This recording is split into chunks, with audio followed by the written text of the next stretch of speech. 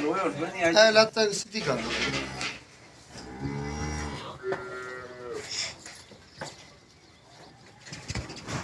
ਇੱਥੇ ਆ ਪਿਆ ਦਾ ਆਸਰਾ ਰੱਖੀ ਆ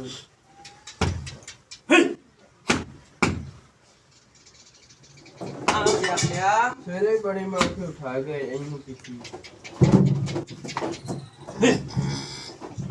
ਕਿਹੜੇ ਉੱਠ ਵੀ ਨਾ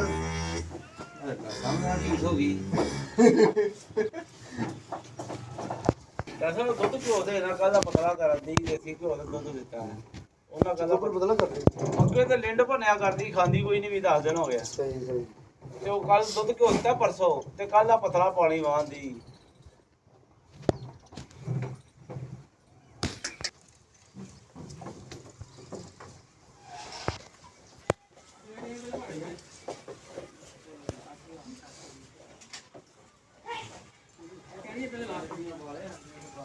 ਕਹਿੰਦਾ ਬਲੱਡ ਕੱਢਣ ਲੱਗੇ ਹਾਂ ਰਾਹ ਵੀ ਲੱਗੀ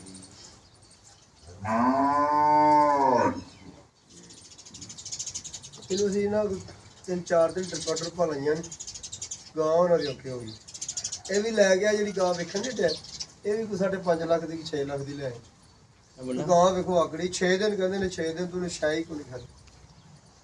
ਗਾਂ ਨੂੰ ਜੇ ਮੂੰਹ ਖਰਾਈ ਨੂੰ ਘੱਟ ਦੱਸ ਦੇਣਾ ਘੱਟ ਤੋਂ ਘੱਟ 15 ਜੱਠਾ ਨਵਾਂ ਦੇਣਾ ਉਹ 10ਵਾਂ ਦਿਨ ਯਾਰ ਪਹਿਲੇ ਪਤਾ ਕੀ ਹੁੰਦਾ ਪਹਿਲੇ ਥੋੜਾ ਥੋੜਾ ਰਹਿੰਦਾ ਹੱਲਾ ਚੱਲਦੀ ਰਹੀ ਮਹਿਸੂਸ ਨਹੀਂ ਕਰਦੇ ਰਹੇ ਹਟ ਕੇ ਫਿਰ ਜਿਹੜਾ ਨਾ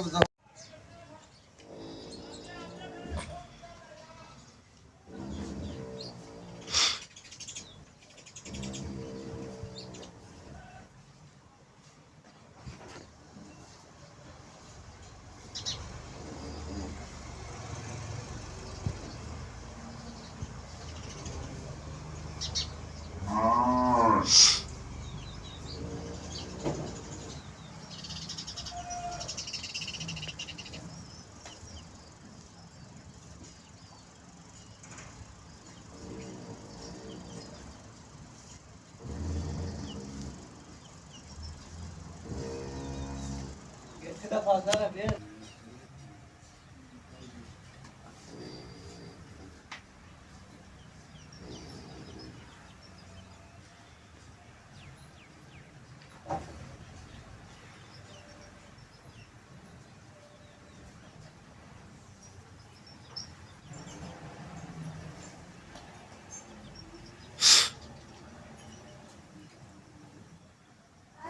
ਪਾਣੀ ਫੇਰਦਾ ਲੈਂਦਾ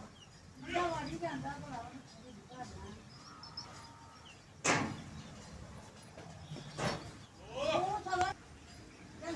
ਪੂਰਾ ਤੇ ਵੀ ਹੈ ਪੜੋ ਆਸਨ ਥੱਲੇ ਚਲੀ ਕਰਨੀ ਥੱਲੇ ਨਹੀਂ ਮਗਰ ਯਾਰ ਬੋਲੀ ਗਾਉਂ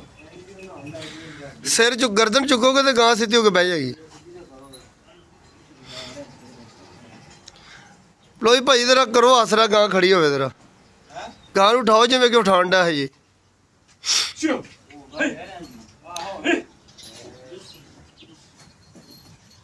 ਹਲਾ ਮਾਰੋ ਬੜਾ ਪੈਰ ਤੋਂ ਖੁੱਲ ਜਾਂਦਾ ਐਸੇ ਆਸਰਾ ਰੱਖਦਾ ਹਾਈ ਚਲ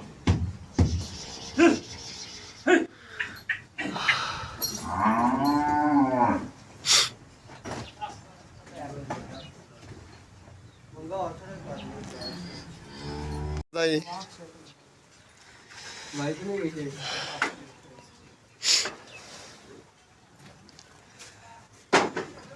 ਆਲੀ ਆਵਾਜ਼ ਓਏ ਗਾਲੀ ਅੱਲਾ ਸਪੁਰਦੇ ਜੀ ਅੱਲਾ ਸਪੁਰਦੇ ਜੀ ਇਹਨਾਂ ਗਾਂ ਨੂੰ ਜੇ ਖਾਰ ਛੱਡੋ ਗਾਂ ਜੇ ਟਿਕ ਨਾ ਪਵੇ ਹਾਂਜੀ ਪਿੱਛੇ ਪੂਛਲ ਦੇ ਨਾ ਪੰਗਾ ਭਾਈ ਜੇ ਨਹੀਂ ਖੋਲਣਾ ਹੈ ਗਾਂ ਨਾ ਜੇ ਪਿੱਛੀਆਂ ਲੱਤਾਂ ਤੋਂ ਨਾ ਉਹ ਲੈ ਚਲੀ ਉਹ ਤੋੜਿਆ ਨੂੰ ਸਾਸਾ ਦੇ ਦੇਂਗੇ ਉਹ ਤੋੜਿਆ ਨੂੰ ਗਾਂ ਤੇ ਡਿੱਗਣਾ ਪਵੇ ਉਹ ਟਰਾਂਸਫਾਰਮਰ ਦੇ ਕੋਲ ਉਹ ਬੋਰਡ ਥਲੇ ਉਹ ਸਾਡੀ ਵਾਕਈ ਬੜੀ ਕਾਮਯਾਬ ਜਗ੍ਹਾ ਹੈ ਹੁਣ ਕੋਸ਼ਿਸ਼ ਕਰੀਏ ਕਿ ਇਹ ਭਾਰ ਪਾ ਲਈਏ ਨਹੀਂ ਗਾਂ ਨੂੰ ਪਹਿਲੇ 1-2 ਮਿੰਟ ਕਿਹਨਾਂ ਨਾ ਭਾਰ ਪਾ ਲੈਣ ਤੇ ਖਲੋ ਜਾਵੇ ਤੇ ਫਿਰ ਹੌਲੀ ਹੌਲੀ ਟੋਰ ਕੇ ਉਹ ਜਗ੍ਹਾ ਤੇ ਲੈ ਜਾਈਏ ਉੱਥੇ ਭਾਜੀ ਦਾ ਗਾਂ ਦਾ ਪੈਰ ਨਹੀਂ ਸਲਿੱਪ ਹੋਏਗਾ ਗਾਂ ਜਲਦੀ ਕਵਰ ਹੋ ਜਾਏਗੀ ਇਨਸ਼ਾਅੱਲਾ ਤਾਲਾ ਨਹੀਂ ਪਿਛਲੀਆਂ ਲੱਤਾਂ ਹੁਣ ਸਹੀ ਲੱਖੀਆਂ ਨੇ ਤੇ ਮੈਨੂੰ ਇਹ ਸੀ ਕਿ ਯਾਰ ਕਿਤੇ ਨਹੀਂ ਭਾਈ ਫਰਦਾ ਉਹ ਮਸਲਾ ਜੋ ਤੁਸੀਂ ਕਹਿ ਰਹੇ ਸੀ ਨਾ ਮੈਂ ਕਿਹਾ ਸਿਰੇ ਮੈਂ ਗਾਂ ਚੋਈ ਚੋਣ ਤੋਂ ਬਾਅਦ ਮੈਂ ਕਹਿੰਦਾ ਜਦੋਂ ਗਾਂ ਉੱਠਣ ਦੀ ਕੋਸ਼ਿਸ਼ ਕਰੀ ਲੱਤ ਬਾਹਰ ਕੱਢਦੀ ਸੀ ਨਾ ਪੈਰ ਚਲੇ ਜਾਂਦਾ ਪੈਰ ਇੱਟ ਤੋਂ ਸਲਿੱਪ ਹੋ ਜਾਂਦਾ ਤਾਕਤ ਤਾਕਤ ਦੀ ਜਾਨ ਨਹੀਂ ਆਈ ਜਾਨ ਦੀ ਗੱਲ ਸੀ ਜਾਣ ਨਾਲ ਡੰਗਰ ਦਾ ਪੈਰ ਪੈਰ ਬਾਈਦਾ। ਆਹ ਪਰਲੇ ਪੈਰ ਦੀ ਕੁੱਟੀ ਮੋੜਦੀ ਗਾਂ।